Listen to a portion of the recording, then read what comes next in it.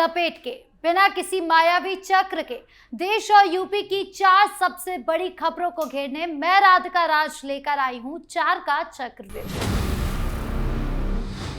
आज 4 के चक्रव्यूह में सबसे पहले बात करेंगे राम मंदिर की, जहां राम मंदिर दान चोरी मामले में पकड़े गए 8 आरोपियों की पुलिस कस्टडी को कोर्ट ने 14 दिन के लिए और ज्यादा बढ़ा दिया है। अब इस मामले पर अगली सुनवाई 10 अगस्त को होगी। आखिर क्या है इस चोरी का पूरा सच और कितनी गहरी है इसकी जड़ें, गहराई से आपको समझाएंगे। खबरों में आगे बढ़ते हुए बात करेंगे समाजवादी पार्टी के सांसद अफजल अंसारी की, जिन पर प्रशासन ने एक और नया शिकंजा कसा है।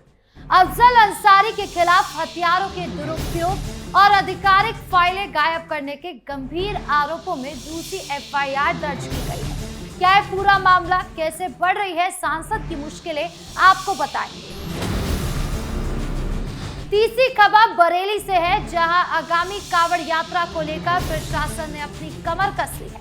बरेली जोन में यात्रा के दौरान सुरक्षा के बेहद कड़े और चाक चौबंद इंतजाम किए गए हैं ताकि किसी भी अप्रिय घटना से बचा जा सके। क्या कुछ खास तैयारियां हैं इस बार, बारीकी से आपको समझाएंगे।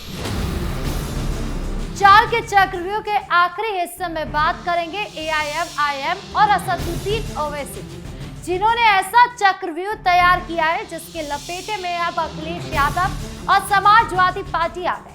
क्या है इसके पीछे की पूरी सियासी चाल और कैसे फंस गई है समाजवादी पार्टी, हर एक पहलू आपको गहराई से समझाएंगे।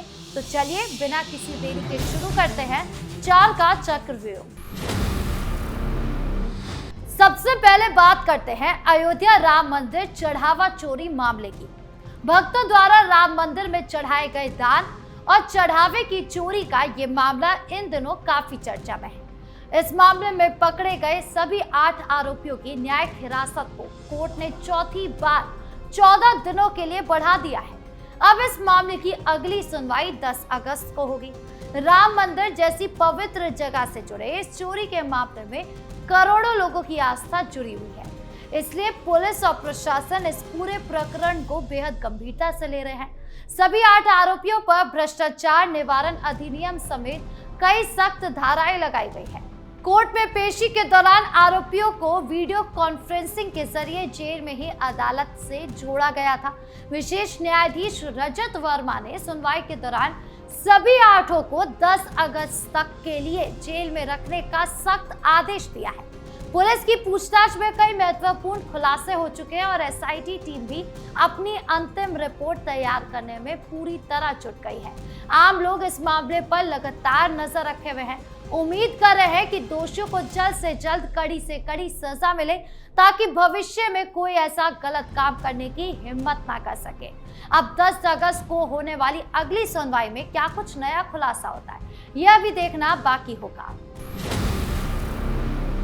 अब बात करते हैं दूसरी बड़ी खबर की, जो गाजीपुर जिले से सामने आ रही है, जहां समाजवादी पार्टी के सांसद अफजल अंसारी की मुश्किलें एक बार फिर से काफी ज्यादा बढ़ गई है, क्योंकि प्रशासन ने उन पर एक और नई एफआईआर दर्ज कर ली है। इस बार उन पर जो मुख्य आरोप लगाए गए हैं वो एक हथियार के गलत इस्तेमाल और जिला मजिस्ट्रेट के कार्यालय से सरकारी फाइलों और दस्तावेजों यानी कि पत्रावलियों को गायब करने के लिए, यानी कि दस्तावेज गायब करने की वजह से माफिया से नेता बने मुख्तार अंसारी के परिवार और उनके पूरे गिरोह से जुड़े मामले में उत्तर प्रदेश पुलिस लगातार सख्त कार्रवाई कर रही है और शिकंजा कसती जा रही है। पुलिस से मिली जानकारी के अनुसार सांसद अफजल अंसारी और एक पुराने शस्त्र लिपि के खिलाफ ये नई प्राथमिकी दर्ज की गई है। जब प्रशासन ने फाइलों की जांच की तो पता चला कि कुछ खास शस्त्र लाइसेंसों की असली फाइलें और उनके खरीदने बेचने से जुड़े जरूरी दस्तावेज जिला कार्यालय से चुपचाप गायब कर दिए गए हैं। सुनिए क्या कुछ कह रही है पुलिस। दोनों ही खरीदने और बेचने की कार्यवाही अरुणाचल प्रदेश स्थित एक फर्म से की गई थी। उसके संदर्भ में जब सत्यापन किया गया तो पता लगा कि वहां से भी कोई इसका रिकॉर्ड नहीं मिल पाया है और जो जिला मजिस्ट्रेट कार्यालय में शस्त्र अभिलेखागार है वहां भी इससे संबंधित जो मूल पत्रावली है और क्रय विक्रय पत्रावली वो भी गायब है। इस संबंध में जनपद गाजीपुर के थाना कोतवाली पे सुसंगत धाराओं में सांसद गाजीपुर एवं जो उस समय शस्त्र लिपिक थे पटल पे, उनके विरुद्ध सुसंगत धाराओं में मुकदमा दर्ज किया गया है, जिसमें विवेचनात्मक कार्यवाही की जा रही है। हैरान करने वाली बात यह है कि महज 6 दिन के अंदर सांसद अफजाल अंसारी पर दर्ज होने वाली ये दूसरी बड़ी एफआईआर है। इससे पहले भी दस्तावेज गायब करने के आरोप में उन पर एक मामला दर्ज किया गया था। पुलिस अब इस पूरे मामले की बहुत बारीकी से जांच कर रही है और जैसे जैसे नए सबूत हाथ लग रहे हैं उसी हिसाब से आगे की कानूनी कार्रवाई की जा रही है। ये पूरा मामला समाजवादी पार्टी के लिए बहुत बड़ी चुनौती बनता जा रहा है, क्योंकि एक सांसद पर इतने गंभीर आरोप लगने से उनकी छवि को बहुत नुकसान पहुंच रहा है। आम जनता भी ये सोच रही है कि आखिर ये भ्रष्टाचार का खेल कहां जाकर रुकेगा और इस मामले में कानून का शिकंजा और कितने लोगों पर कसने वाला है। हमारी तीसरी खबर बरेली जोन से आ रही है, जहां सावन के पवित्र महीने में आने वाली कांवड़ यात्रा को लेकर प्रशासन ने सुरक्षा के बहुत कड़े और मजबूत इंतजाम कर लिए हैं। बरेली जोन के एडीजी रामित शर्मा ने सभी जिलों के बड़े अधिकारियों के साथ एक बहुत ही महत्वपूर्ण बैठक की और उन्हें साफ साफ निर्देश दे दिए। हम सब जानते हैं कि कांवड़ यात्रा के दौरान देश भर से लाखों लोगों की संख्या में शिव भक्त और कांवड़िया गंगा जल लेने आते हैं। इस जमावड़े में छोटे बच्चे भी होते हैं, माता और बहनें भी होती है, बड़ी संख्या में सब शामिल होते हैं। इसीलिए उनकी सुरक्षा का विशेष ध्यान रखना प्रशासन की सबसे बड़ी जिम्मेदारी है। एडीजी ने अधिकारियों को सख्त आदेश दिए कि यात्रा के रास्तों पर जेब कतरे, चोर, शोहदे और किसी भी तरह के हुड़दंगी या असामाजिक तत्वों पर कड़ी नजर रखी जाए, ताकि श्रद्धालुओं को कोई परेशानी का सामना न करना पड़े। हर सोमवार को पड़ने वाले विशेष दिनों में सभी शिवालयों पर सुरक्षा व्यवस्था बहुत कड़ी कर दी गई है। इसके अलावा ट्रैफिक जाम से बचने के लिए यातायात की सही प्रबंधन करने का, गाड़ियों के लिए अच्छी पार्किंग की व्यवस्था करने का और भारी भीड़ को नियंत्रित करने के लिए पूरी तैयारी कर ली गई है। किसी भी आपात स्थिति से निपटने के लिए आसपास के जिलों की पुलिस के साथ ही अच्छा तालमेल बनाया गया है। उत्तर प्रदेश की योगी सरकार का हमेशा से ये साफ संदेश रहा है कि आस्था से जुड़े किसी भी पर्व में कोई रुकावट ना आए और लोग बिना किसी डर के अपने त्योहार को मना सके। कांवड़ यात्रा को लेकर की गई ये सभी तैयारियां इसी सुरक्षित दिशा में एक बहुत ही सराहनीय कदम माना जा रहा है। अब बात करते हैं मुरादाबाद की, जहां असदुद्दीन ओवैसी ने एक विशाल जनसभा को संबोधित करते हुए समाजवादी पार्टी के प्रमुख अखिलेश यादव और सत्ताधारी बीजेपी पर बेहद तीखे राजनीतिक प्रहार किए हैं।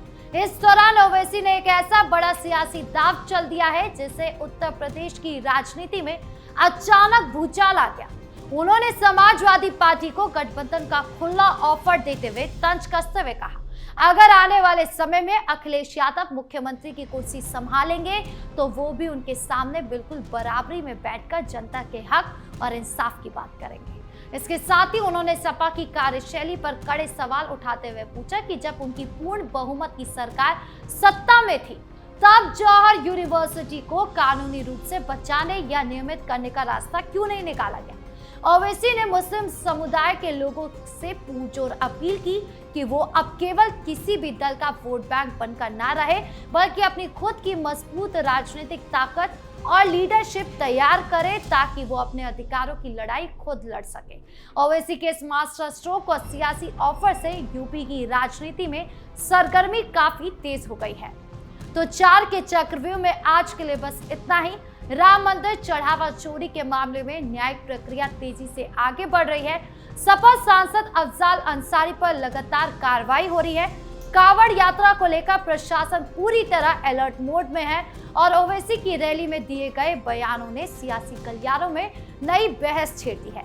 ये खबरें साफ साफ दिखा रही है कि यूपी में आस्था, कानून व्यवस्था, प्रशासनिक तैयारियां और सियासी दलों की रणनीतियों का एक साथ खेल चल रहा है। सरकार अपनी तरफ से सख्ती और व्यवस्था पर जोर दे रही है, तो दूसरी तरफ विपक्षी नेता भी अपना एजेंडा सेट करने में लगे हुए हैं। आपकी इस पूरे मामले को लेकर क्या राय है, कमेंट बॉक्स में जरूर बताएं। वीडियो को लाइक करें, शेयर करें और चैनल को सब्सक्राइब करना ना भूलें।